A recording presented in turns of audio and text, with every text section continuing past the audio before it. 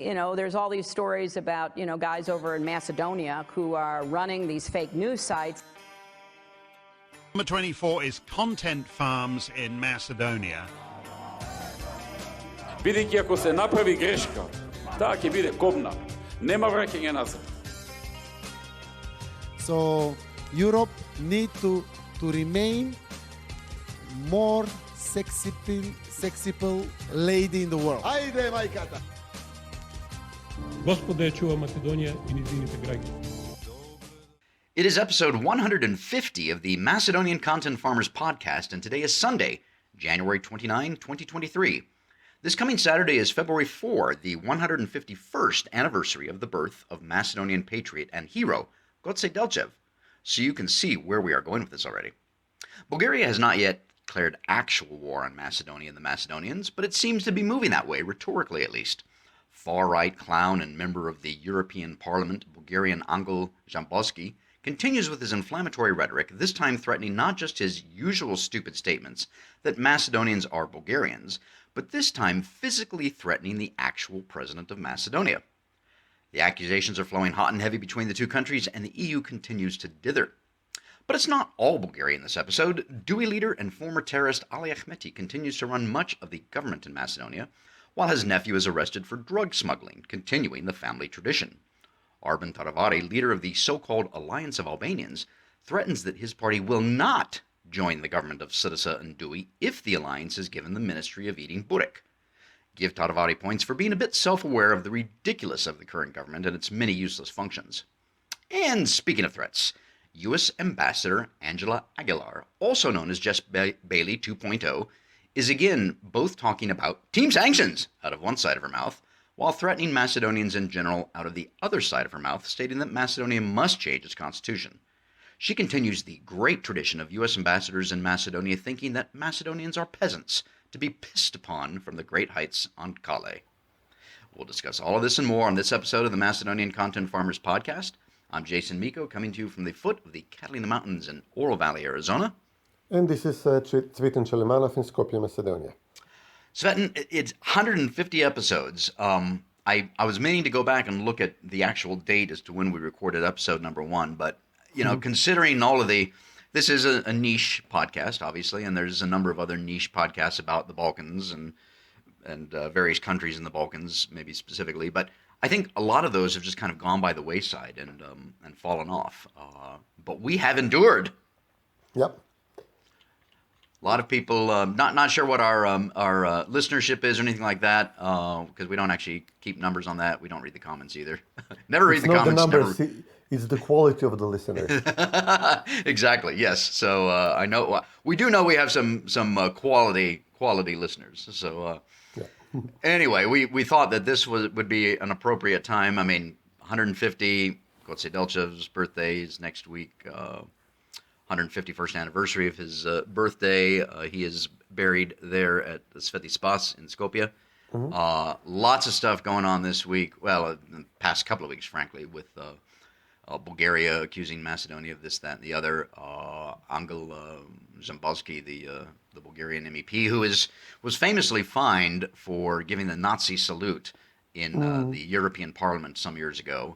And on his, I just looked it up, on his personal webpage, he has a picture of himself silhouetted against Lake Ohrid and Sveti Jovan Kaneo with one word, Macedonia, in Bulgarian, of course. And so that should tell you what he thinks. He was in Macedonia recently, in Skopje. I was there, and I wish I had run into him. I would have liked to engage him in a little bit of smackdown. And he was there it was the anniversary of the death of Mara Buneva. Okay, right. And the assassination of Colonel Prilic, the Serbian colonel. Okay, right. So he led a group there, and he's threatening to come back, and he's threatening the president of Macedonia with physical violence. And of course, President Stevo Pandarovski has threatened to declare him and other unnamed members of the Bulgarian government as persona non grata and not let them into Macedonia next week. So there's lots going on. What's the latest that you hear on your side about this issue?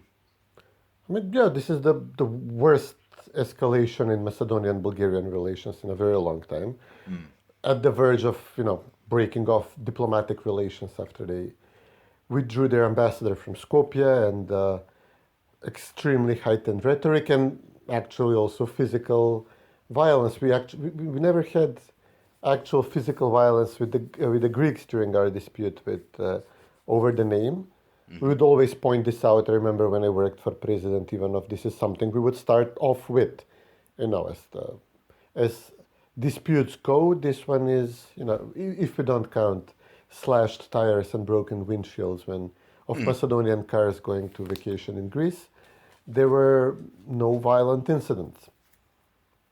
But this has now escalated into, one person was beaten up badly, pretty severely. His name is Christian Pendikov from Ohrid. He is a young kid who was actually active in VMRO. He was like a young guy looking for a national cause. So he found VMRO initially, and he was a outspoken Macedonian patriot on social media. But as we have discussed in this podcast a number of times, as the Macedonian cause is now a defeated cause in its own country, people are put in prison for supporting it. We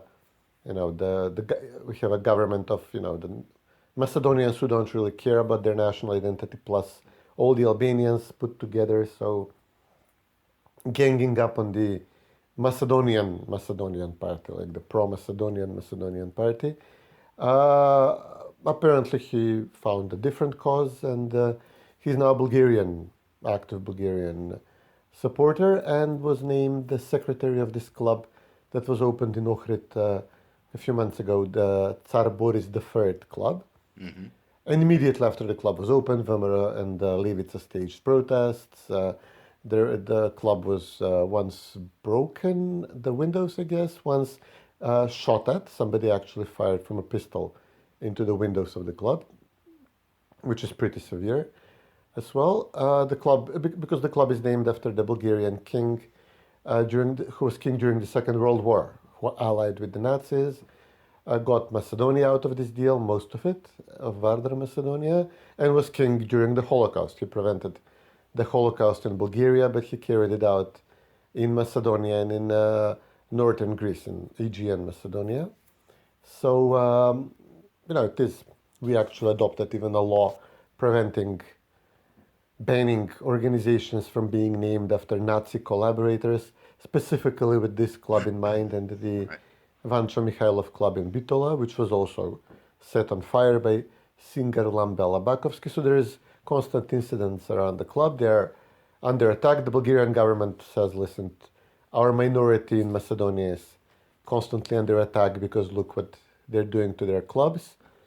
And eventually, like 10 days ago, this guy was badly beaten up by several other men. And now the Bulgarian government went into freak-out mode. They sent a helicopter, a plane to Macedonia. They evacuated him to Sofia. He's now being treated there. His mother was also brought there, and she's openly saying, I'm not coming back to Macedonia. We're under attack. We are expecting that Bulgaria will give us a job here. She met with Boyko Borisov. The kid would have pictures with Jambaski, with Karakachanov, so he was apparently close with the VMRO BND wing, a party in Bulgaria, and the mother is now, endorsed by Borisov, turns out that the kid was still waiting for a Bulgarian citizenship. He's on the waiting list. Well, some of the attackers were Bulgarians, already had a Bulgarian citizenship, even though they're all from Ohrid. So there is, some would say, like, listen, okay, this is, so a Bulgarian citizen beat up a Macedonian citizen, and it's the other way around. But okay, he was a Bulgarian activist. He was, at the moment of the attack, he was Bulgarian activist. Our police comes out and says that it briefs the press and briefs the police-affiliated press, like the Sakam Dakajam news site, which is close to this current government and to the police, but falls on the anti-Bulgaria, the side of SDSM, which is not willing to accept concessions to Bulgaria. So they're briefing SDSM journalists, but the ones like Tanya Milovska, their type, who are not on board with making concessions to Bulgaria. And they're saying, well, he was actually a drug addict. He was distributing drugs. We had him arrested recently for that. But I don't really buy this. Our police is notorious for planting. This is their usual go-to way to discredit young people. If they, I was literally talking to some VMRO people before this, who would tell me how the police is trying to plant drugs on them, to plant a drug record on them for being part of VMRO. So this would be something very typical for our police to do, to plant evidence on him to discredit him.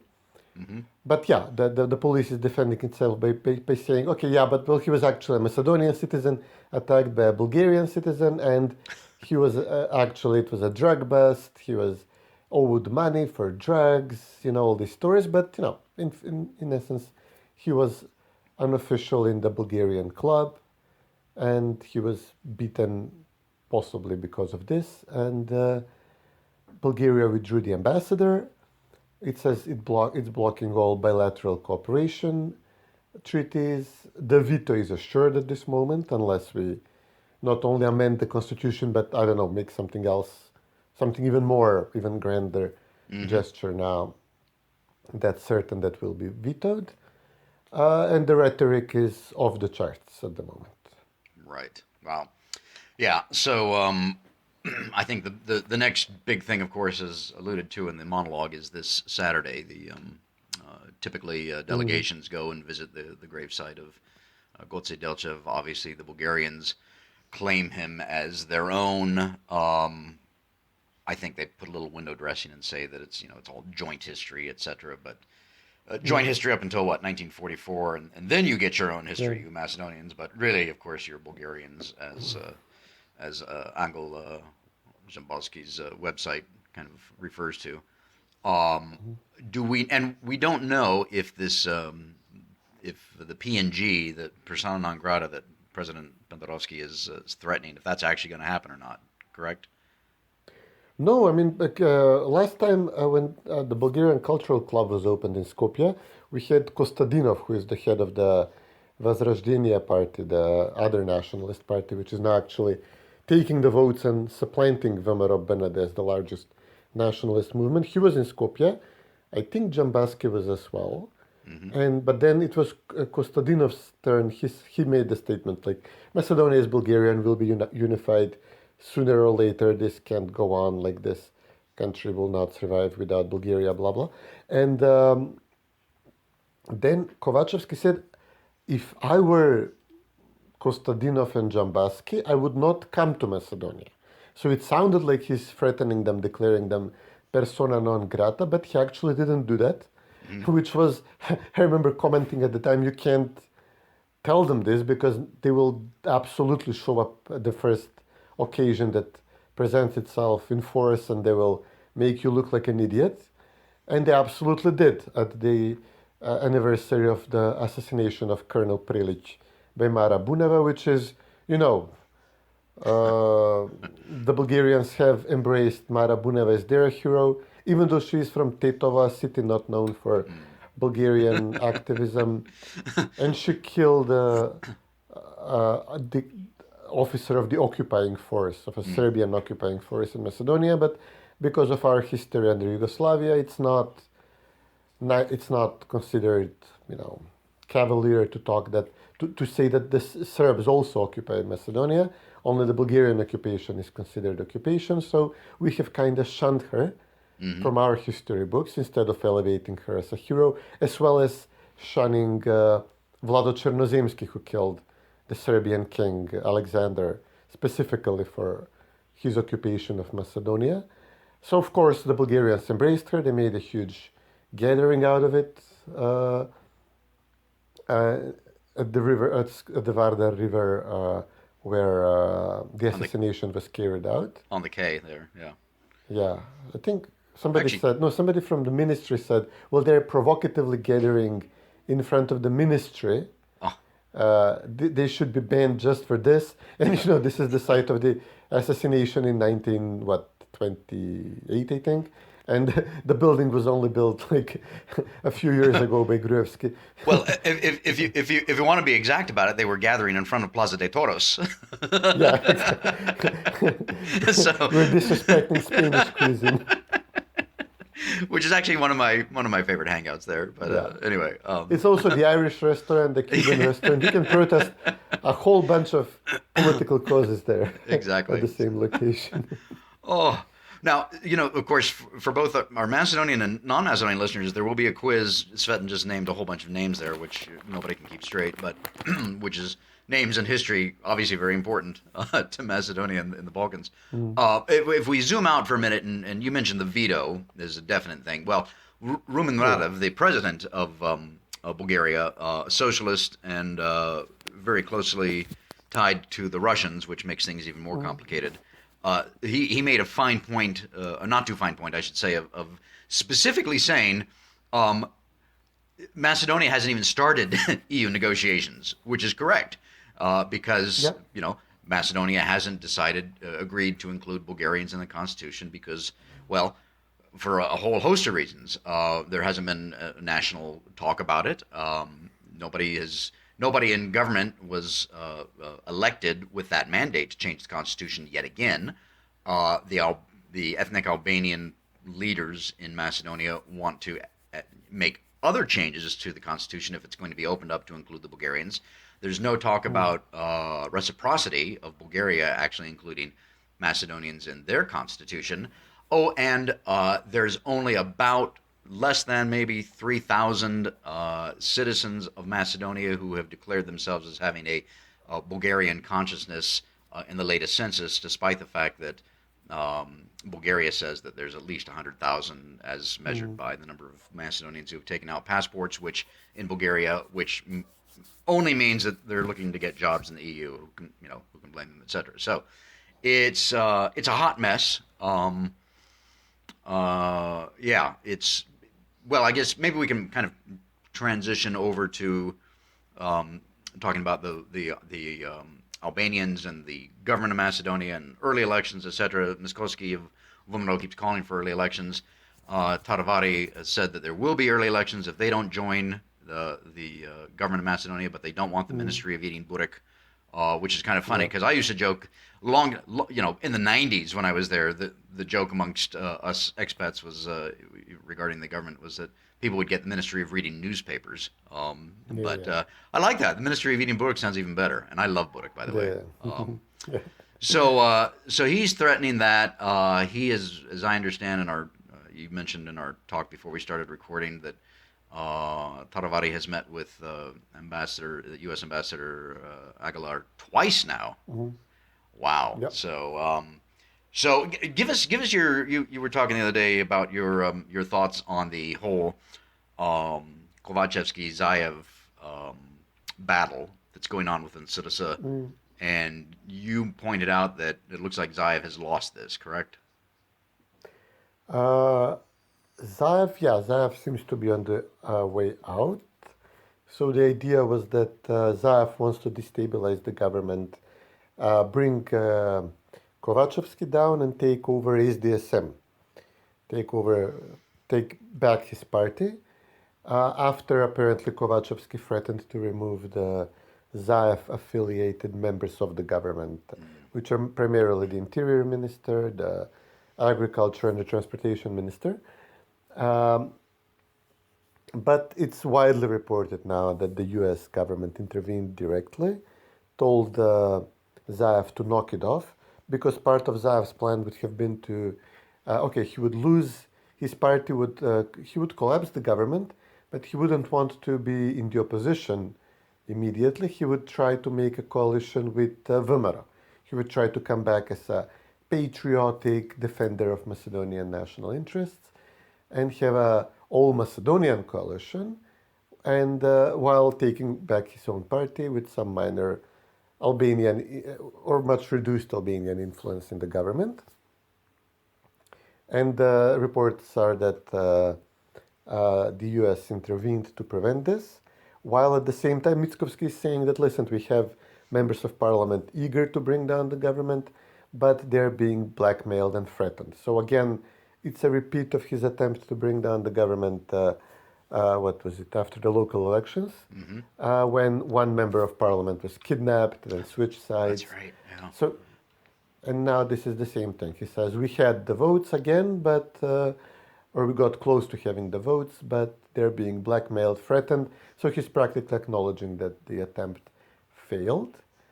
The problem is that, so the government says that we have until November to meet the Bulgarian demands, to amend the constitution. After November, we split with Albania. Albania continues its accession talks because it's not under veto by anybody, or at least this Not is yet. how we are threatened at the moment.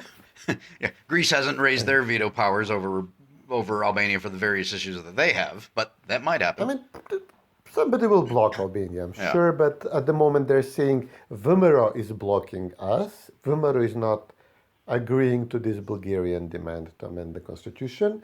That's why Albania is going to advance. We will be stuck. SDSM is even saying this is the first time we are blocking ourselves before this, which is ridiculous. I mean, but they're saying this is the first time we ourselves are imposing a veto on us. It's not Bulgaria's fault, it's VMRO's fault. They're all out trying to pressure VMRO. And so their thinking is they have a faction in SDSM. So Zaev is practically trying to leave the party and bring down the leader. They have a very active, very loud faction in the DUI party, where the Skopje wing of the party is trying to defect from Ahmeti. They're not coming to parliament, they're not providing quorum, nothing can get adopted in parliament, so it's a big problem for them.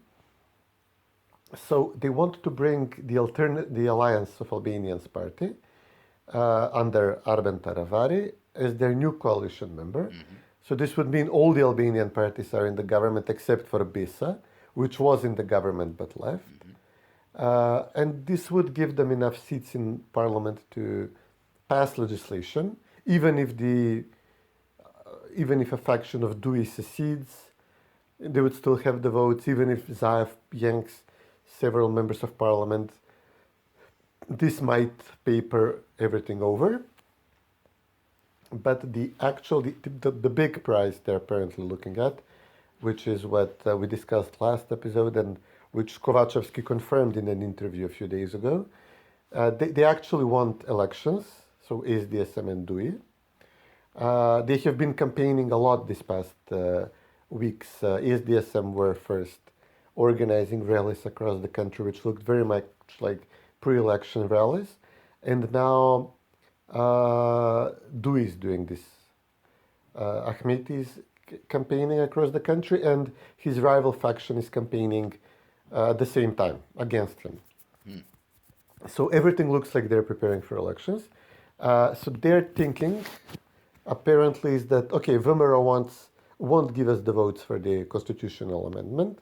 VMRO is demanding early elections, hopeful that they will win. And they say, okay, then maybe after, at some opportune moment, just before the elections probably, we will accept the changes, the constitutional amendments.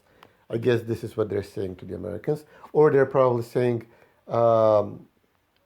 let's have elections, allow us to win, and then after the elections we will vote for the constitutional amendment after we are given some kind of guarantee. Maybe we will have the EU Commissioner for Enlargement, who is a Hungarian guy, Orban's guy, come and say, okay, now we will, this is your guarantee that the name of Macedonia, the language of Macedonia, the identity will be protected, that Bulgaria will not take it away from you, and then VMRO votes for this. This is, I guess, the formula, the proposal VMRO is making to the internationals. Let us come back to power. This is untenable that we have the Macedonian nation in the opposition while the Albanians run the country together with a small portion of the Macedonians. This is not not something that can last for a very long time as a country. Not to mention the corruption and the incompetence. But SDSM now has a different plan. Kovacevsky is openly saying, no, now we want elections, and in these elections I will make a pre-election coalition with DUI, with the Alliance of Albanians, with the Alternative Party, maybe even with BESA. So SDSM and all the Albanian parties together. And when you run in a pre-election coalition, this adds to your votes. I mean, you get more seats in parliament than if every party runs independently. They hope that they will beat VMRO in this case, possibly even get to 81, to 2/3 majority. I doubt it, but if they use all sorts of repressive tactics against the opposition, and if the US embassy allows this, even this might happen. So he's saying, I will eliminate VMRO, I will eliminate Zaev's faction in SDSM, and I will have a joint list with all the Albanians, and this would easily be over 50% Albanian, so practically one huge coalition, which Ahmeti is also talking about this. Ahmeti refers to this as a European coalition. Ahmeti would eliminate his own rival faction in the party, so only they will, SDSM, but Ahmeti's faction, SDSM Kovacevsky's faction, DUI Ahmeti's faction, and these other Albanian parties would join forces, and they hope to get to 81 seats, and they say we will then vote, on the constitutional amendments, we will have legitimacy. So this is apparently what they're planning in the coming months. Oh, okay, that's good. That's a great analysis there. Thank you. Let me. Couple of points. So you got to be careful when you said that Ahmeti would eliminate his rival faction within his party. Yeah. Anytime Ahmeti talks about elimination, well, we know that death is imminent because that's what he does. That's what he's good at. That's what he's always done. Number two, I don't think Kovacevsky is really thinking this through, because if he brings in all of the ethnic Albanian parties in Macedonia, save the one that Ahmeti kills, then does he think for a minute that the Albanians, would have an immense amount of power in government? They're going to demand all kinds of things, like, the prime ministership, Ministry of Interior, things that they have not had in the past. I can see that happening easy, at least them asking for it. And what's Kovacevsky going to do? Because he's nothing but a lapdog to Ahmeti. So he does what Ahmeti says at this point. And if that's the case, he's going to do even more. Now, going back to what you said about, VMRO's so-called thoughts or plans about, that's their offer to the so-called international community. Well, that's a mistake, in my opinion, because the international community doesn't give a damn about Macedonia or the Macedonians or Macedonian identity. That's always been true. So it's about self-interest is what it's about. So, and that's realpolitik. So VMRO needs to be thinking through that in terms of how do you make your own, so VMRO, Macedonian self-interest, how do you make that the self-interest of the internationals? And I'd have to sit down and think about that a bit. But, merely saying to the internationals that if this far-left coalition comes together and takes over and changes the constitution, etc., then, Macedonia is going to cease to exist. Well, the internationals don't care. So they got to be rethinking that as well. So that's interesting. So, and right now, and I haven't done I think maybe for the next episode we should do the maths, as our British friends say, and because I don't know how many each party has in their in Parliament right now, but I'd be curious to kind of do that, work out the numbers and figure that out. I'm just curious. But it is a fact right now, correct me if I'm wrong, that ethnic Albanian parties in Macedonia hold at least half the seats in the government, half the ministries and or deputy. Yeah. So. Yeah, because SDSM has an Albanian member in the government, and then a Serb member. So Albanians are easily half of the government, and if you consider the seats of deputy minister, for some reason, usually this would be if it's a Macedonian minister, it's an Albanian deputy minister, and vice versa. For some reason, much more of the seats are Albanian at this time because SDSM needs to satisfy practically 3 Albanian parties at the moment, 1 Albanian faction of 1 party, and they're now considering adding a 4th, right? So, Yeah. No, 2. Yeah, they have actually 2 large coalition partners. They're adding a 3rd, and they have the DPA party as well. I'm sure they have some seat there. So yeah, if we consider the deputy ministers, we might be getting to 3/5 of the government, or even 2/3 of them being Albanian. Wow. Now, this just reminded me of something, and we talked about it on our last podcast when I was there in Skopje and we recorded. So if Syriza is pushing for early elections, that means that the 100-day deal is triggered, which means that there will be an ethnic Albanian prime minister for the last 100 days of the government. If that agreement, and that was an agreement, that wasn't it wasn't a law or anything, so that was an agreement between the parties, if that holds. So, one way or the other, Macedonia is going to have an ethnic Albanian prime minister, and frankly, look, there's nothing wrong with that in the long run, as long as the prime minister, whoever he or she is, no matter what ethnicity, is fighting for Macedonia's interests. But that is never going to be the case with an ethnic Albanian prime minister in Macedonia. Bujar Osmani, who is the current foreign minister, sometimes he stands up for Macedonians, but generally he doesn't. When I say Macedonians, I mean in the ethnic sense, not the citizenship sense. So, anyway, that is something that we will obviously be talking about more and looking into more. Let's because the State Department believes in transitioning. Let's transition over to Ambassador Jess Baily 2.0, also known as Angie Aguilar, who is the current U.S. ambassador. So in December, maybe it was November, she brought in team sanctions to Macedonia, and we can talk about, Cvetin, the makeup of the members of team sanctions, if you like. Hint, hint, wink, wink, nudge, nudge, say no more. And then, of course, they did their stuff, whatever they were supposed to do, and then they disappeared. Of course, you had Christmas, then New Year's, then Christmas, then Old New Year's. So I think she made a reference to it in a speech or a tweet the other week that they are looking at they're making a list and checking it twice, going to find out who's naughty and nice to see who they're going to put on their sanctions list. But then she also said, I think she was in Gevgelia, that Macedonia has to change its constitution, which is just shadows of Jess Baily. So on the one hand, you've got team sanctions, and as we talked about several episodes ago, is that team sanctions designed to crack down on VMRO with the goal of pushing through the constitutional changes? Is it actually going to look at corruption within Syriza and DUI? Is it going to look at the long-term corruption of DUI, because DUI was born in corruption and remains in corruption and will always be corrupt because it's headed by people like Ali Ahmeti and Artan Grubi.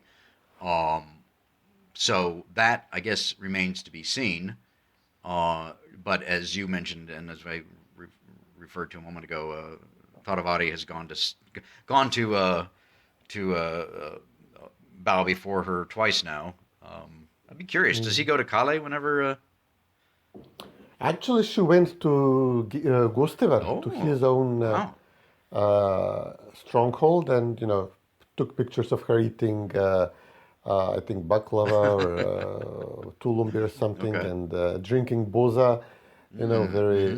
She at one of the 2 meetings she went to him, and she actually we would expect things that are happening now to be what she would be doing, like trying to get to keep up SDSM in power with the help of the Albanians, trying to get to 81 by hook and crook, arresting members of parliament, blackmailing, etc.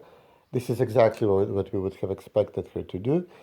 She just surprised us, when she said we have sanctioned team looking into current government officials, and then there was strong indications that she's looking into DUI. So this was the strange thing. She was making sounds that she's going against the pillars of the government, the SDSM and DUI, talking about going after current government officials and especially against DUI. But now she's back into into normal mode. She's trying to get more Albanian parties to join the coalition, telling us we have to amend the constitution first. She's now saying that there are only a few names that will be named for the sanctions, so it's probably, she's kind of like downplaying the extent of this crackdown. First she said, pervasive corruption, something needs to be done, this is unacceptable. And now she's talking about, a few names only. It's possible that in light of this situation with Zaev, when she says, I'm talking about current government members, that she's actually talking about Zaev's loyalists that remain in the government. So this might be, removing this faction, but trying to get everybody in parliament to remain loyal to the government, to have members of parliament who are loyal to Zaev to give up on him and remain loyal to Kovacevsky by, maybe going after one minister in the government, like, let's say, Oliver Spasovsky, the interior minister, to be made an example.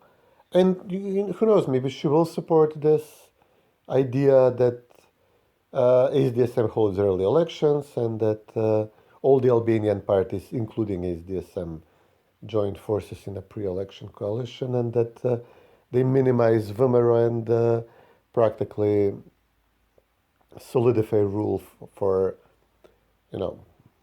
this would be the end of Macedonia as a Macedonian nation state. This would be, the final blow. This would be, it would be done. Yeah, I'll push back a little bit on that gently. I think between the two of us, and you tend to be a little more pessimistic at times. I try and keep a little bit of sunny optimism going. Although I shouldn't have just said that because of my last article of happiness and hope, and I should keep a little sunny hope, not optimism. Optimism is just thinking that things are going to turn out right. Hope actually requires agency and action and again, going back to I think as I've heard in the past, T.S. Eliot, there are no lost causes, there are no gained causes, meaning there are no permanent losses and no permanent victories. If your dark scenario plays out here, I would call it not the end, but a temporary setback. And it depends on, Macedonians have they have it within their power to take Macedonia back from these the far left politicians of Syriza and the chauvinists of the Albanian leadership. And I always make that point. It's the Albanian leadership. I'm not talking about the ethnic Albanians who were citizens of Macedonia, but the leadership, they're chauvinists. Macedonians have that power to do that. It's just they've got to get together and put aside their petty squabbling, get rid of the tyranny of small differences. Sometimes they're large differences, but a lot of it's the tyranny of small differences, and get together and fight, and they can do it. There are other things which I'm not at liberty to say that I think they should. I'm at liberty to say it, but I'm not going to say it. There are other things that could be done, but that would cost quite a bit in terms of. They'd cost quite a bit. Let's leave it at that. So let's pivot back, kind of where we started. We're at about, I think, 40 minutes or so here. Let's pivot back to Goce Delcev, because that's again, this is episode 150. His 151st birthday is this Saturday, February 4. It's going to be a lot of activity. It's Sveti Spas, which for those who don't know, Sveti Spas is on the other side of the Vardar, and it's at that's the church there, and he is buried there. There will be delegations coming from the government, of course, various Macedonian delegations. The Bulgarians want to send, I guess, their own delegations. But Goce Delcev is a historical figure. Of course, he was killed before the Linden Uprising, I believe, in an ambush. He was a teacher. Very important, because I know we've talked about that many times on these podcasts, about the importance of teaching your children about Macedonia's past and history and culture and things like that, because certainly if the schools aren't doing it, somebody else has got to do it. It's got to start at home with parents and grandparents and uncles and aunts and older brothers and sisters. But yeah, Goce Delcev was a teacher. assassinated before the Linden uprising. I think it was it a full year before or a few months before? I can't remember. A few months. A few months before, right? So before the uprising. So he was not actually a part of the Linden uprising, but preparing for it. No. And of course, the Bulgarians claim him as their own. And I suppose that's fine if they want to do that. But what they can't do, and what they're trying to do, and what they're insisting upon doing, and what they're insisting upon the internationals do, is force the Macedonians to agree that Goce Delcev was a Bulgarian. And that should be left to the historians and to the people. It's not for the government to decide.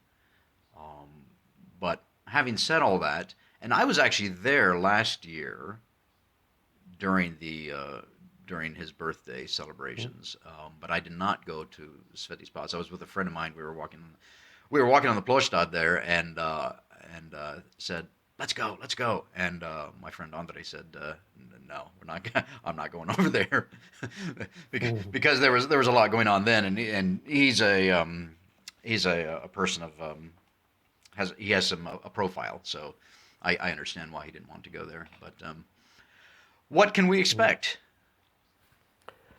I mean, I'm not sure if Bulgaria will be sending an official government delegation in this environment, in this atmosphere.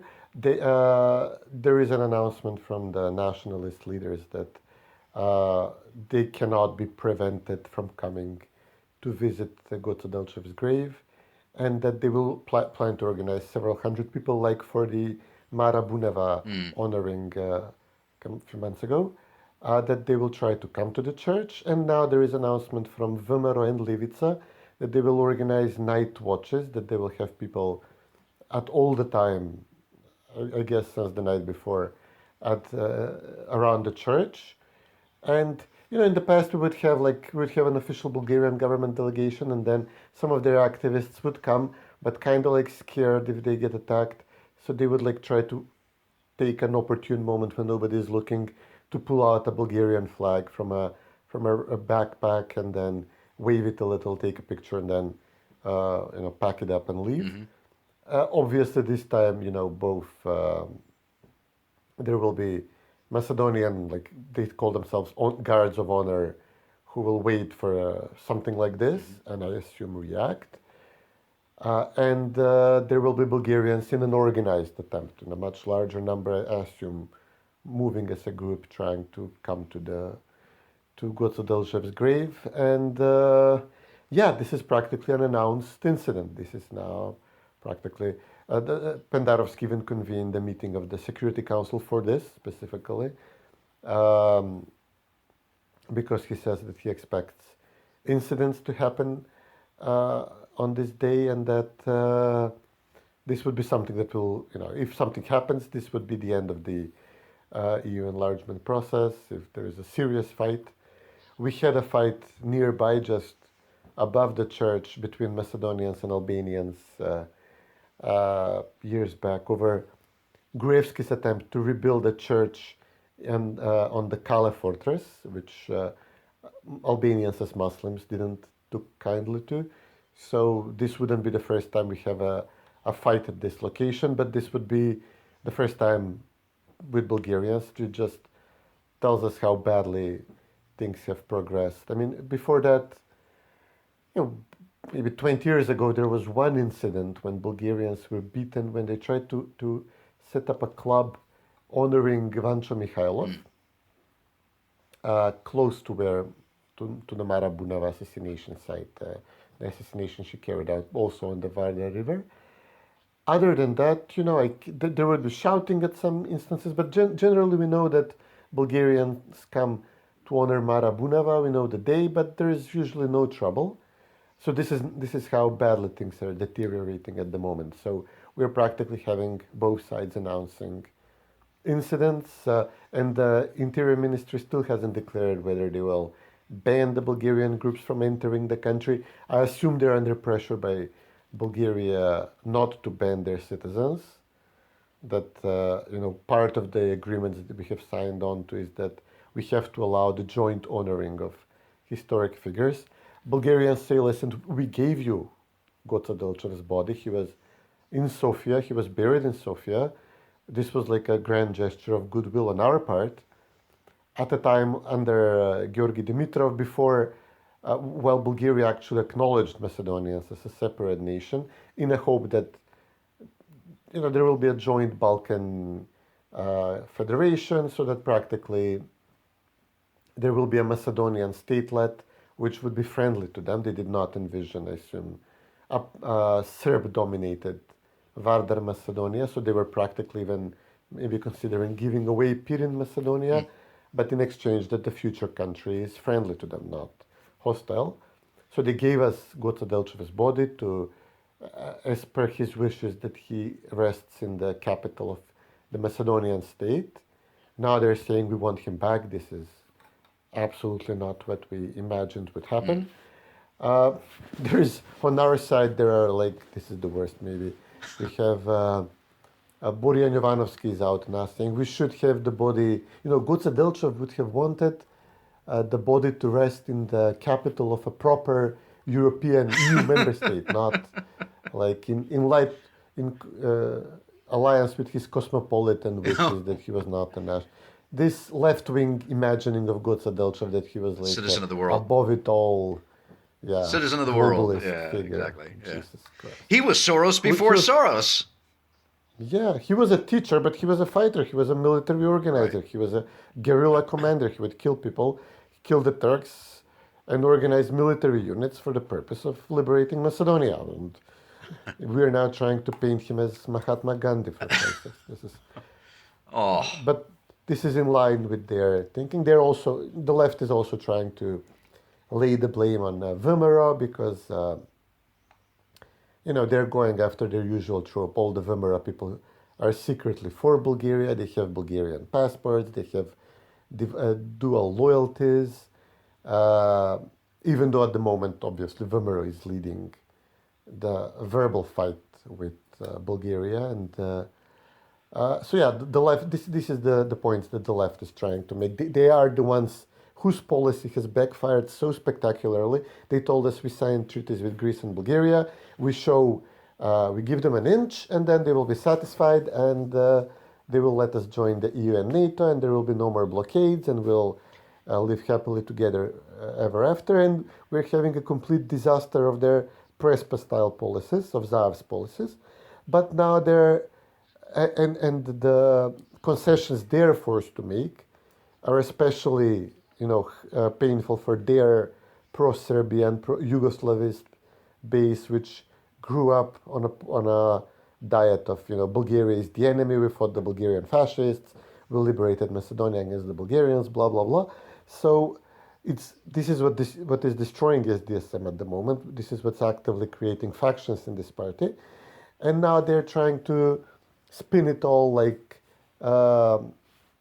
we discussed this last time, obviously, VMRO people as more blue collar will have more Bulgarian passports because they want to go to Germany, they want to live there, they want to work there. So they are, SDSM is pointing to this kid who was beaten up and say, look, evidence that all VMRO people have dual loyalties. And if we honor historic figures, we should honor them as nullities. Ethnically, they're nothing and everything. He was not Macedonian, he was not Bulgarian, he was a human being, first of all. Why don't you understand that? This is what they're coming at us. And it's so stupid. And the point is that we had actually decent relations under Gruevski when there were, reasonable nationalists on their side and on our side. We agreed to disagree, and nobody could score easy points by bullying the other side, humiliating the other side, and there were no open fights. We had a balance of nationalism. Two nationalist positions would push against each other, and Gruevski would accept people like Todor Alexandrov or Boris Sarafov, people who were shunned, who were given away by the left in Macedonia because they were anti-communist, and they would be shunned as Bulgarians, pro-Bulgarian. I'm not so much on Mara Buneva, but I don't actually remember if we had this discussion under Gruevski. We stopped short of endorsing Vancho Mikhailov because he was part of the Croatian Nazi regime. So, you could say he was a neo-Nazi guy. Sorry, not neo-Nazi, Nazi guy. But I'm not sure if he settled the Marabuneva issue. It shouldn't be controversial. I mean, we should be able to honor her. But under SDSM, they started giving away chunks of history under the theory that this will make our relations with our neighbors better. And in fact, it's only whetting the appetite of our neighbors, at the moment Bulgaria. If Bulgaria eventually stops this, declares it satisfied, reaches some kind of a deal, then it will be Greece back at it. Greece is only quiet because somebody else is Exactly. Picking up the baton. So yeah, this is a complete disaster of their policy, of their foreign policy. And the person who signed the treaties, Nikola Dimitrov, is the first to say this, which is the funniest, the most ridiculous thing.